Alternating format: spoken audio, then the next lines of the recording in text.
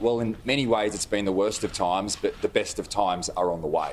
And today's announcement shows the pathway back to our future prosperity here in New South Wales. It's been a difficult winter, but it's going to be an incredibly bright summer.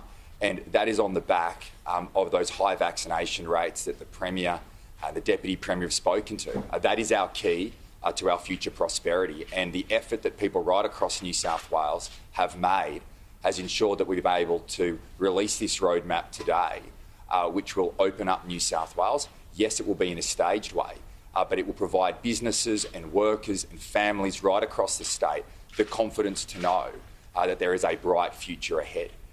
And I know it can be difficult when we look overseas and see the activity and the fact that there are greater freedoms in certain countries around the world, but it should also fill us with hope that that is the pathway that New South Wales is on.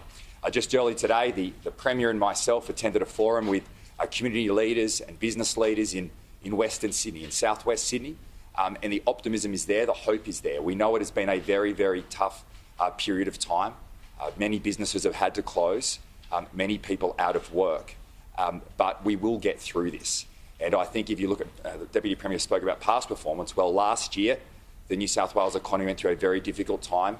Many people lost work, but we recovered every single job. We came out of last year stronger than ever. We're currently working on a recovery plan, an economic recovery plan here for New South Wales, which we will announce in early October, prior to the opening up of the roadmap which we're announcing today. And that recovery will ensure that we don't just bounce back, but we come back stronger than ever before. And that's what we achieved in the past. That's what we will achieve in the future. And I think the roadmap today and the work that the health team and the Deputy Premier has done alongside the Premier in leading this work will ensure that New South Wales is stronger as we move forward. Yes, it's still a difficult time.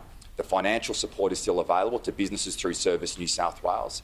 Yet I accept and acknowledge that there were challenges early on. It's very pleasing to see. I want to thank Service New South Wales for the work that they have done in terms of processing a number of these payments. They are obviously ongoing at the moment alongside the disaster payment through Services Australia for workers who have had their hours reduced. So that funding is there. We've always said we'll put workers, we'll put families, we'll put businesses before the budget. That's exactly what we're doing. This is a partnership. We want every single business and worker to get through this difficult time. If you look at last year, we achieved that, and together as a state, we'll achieve that again. Thanks. Dr. Chen. These will all come in the first Monday after we hit vaccination targets. If we hit 70% double dose on a Wednesday or a Thursday, why are you cancelling the weekend? Well, there obviously needs to be time, and what we want to do is provide certainty to businesses. And as we approach that date, more will be said. I mean, we're looking at obviously a date in October. That's where the trajectory is. But from the health perspective, and Dr. Chant may comment on this further, but from the health perspective, it's important that there's a period of time and space there as we open up. I think what we do want to get to, as the Premier said, we don't want to announce that date today, but we want to give that certainty to businesses, and I think businesses can now plan for what that reopening looks like. We want to provide that certainty, and whether we get to 70% and then down the track at 80%, I think for the first time businesses right across the state will be able to look at those numbers, get a sense. It's too early to provide a specific date, but obviously we want to make sure we open up in a safe way, and I think we've balanced the health and economic concerns here well to ensure that businesses can open with confidence. Treasurer, are we guaranteeing that the 12 LGAs will also, the 12 LGAs of concern, we're guaranteeing that the 12 LGAs of concern will get the same freedoms that the rest of the state gets at them? Because what we've said, and as the Premier's pointed out, which is in the National Plan, and in the Doherty report, that there may be times as we move forward where there are high case numbers that there would be targeted restrictions in place. But this is a statewide roadmap. This is for everyone right across New South Wales, wherever you work, wherever you live. That this is the plan to take us forward as we move through the year. We're already asking why we've been able to provide a fixed date for schools, but not a fixed date for businesses.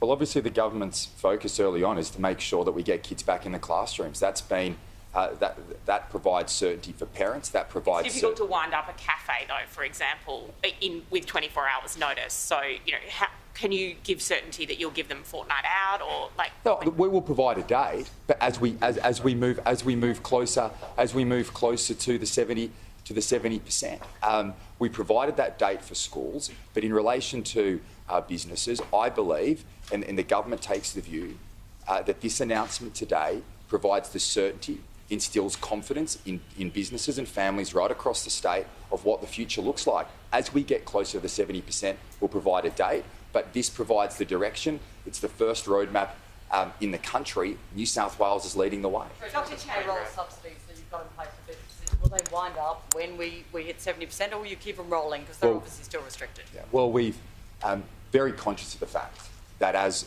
we ease restrictions, that many businesses will still have impediments to their work, and we will be providing support and reflecting on that. We just recently waived payroll tax for this financial quarter for all businesses with a payroll of less than $10 million, and that will provide extra cash flow for those businesses. We've also deferred all payroll tax liabilities for this quarter as well. So those remain in place. In addition to that, the JobSaver program remains in place, which is the joint federal state funding arrangement for businesses for as long as hotspot declarations are made, and that's obviously with the federal government. I'm in regular discussions with Josh Frydenberg in relation to the continuation of that support. And as you will see from the roadmap, there will be some businesses that will be opening, and there are others that will still obviously have substantial restrictions in place. And we want to make sure, as we've done through last year and this year, that the financial support is there to get every business through this, and we'll always tailor our packages. And the final point I make is we're currently working on the recovery package at the moment, and that will cover ground and take into consideration where the roadmap is at and where businesses are at right now. Why will weddings be limited to just 50 people when pubs will be fully open, subject to 1 per 4 square metres rule? Can you explain? Well, I mean, the health team can provide advice in relation to that, but obviously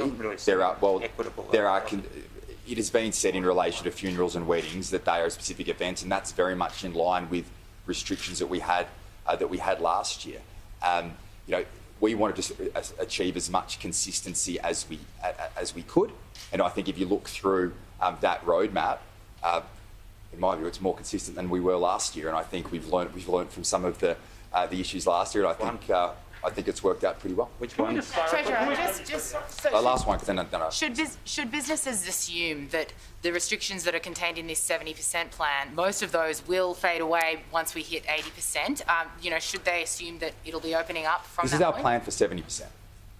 We are announcing the plan today, which gives confidence to businesses, to workers right across the state, of what the world looks like at 70%. That's what we are committed to. Obviously, as we move forward, and the government is always considering the health advice in making determinations, and we'll have more to say at a later date around 80%. But this is our plan for 70%. I think it is a well thought through plan. I want to thank the health team, but it should, and I believe it will, give confidence to businesses right across the state that they can start to open up, they can start to stock up and get ready for what is going to be a very bright summer here in New South Wales. Premier,